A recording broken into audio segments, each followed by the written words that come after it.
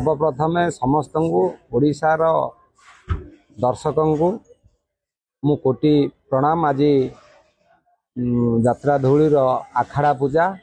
आज आखाड़ा पूजा हला परे ए वर्ष दुई गोटी नाटक गोटे चंडाशोक राइटर और डायरेक्टर होउचंती हर सार जहाँ आज चंडाशोक जोटा कि आज ओडिशा रे चर्चित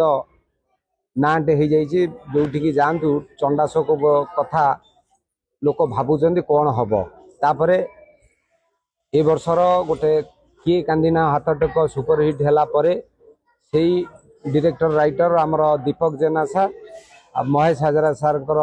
नाटक कला शांते हो अछके मते दुई गोटी नाटक हम एठी गोटे नाटक हम फिल्ड रे गोटे नाटक हम आमर पुराना नाटक भी भल अच्छी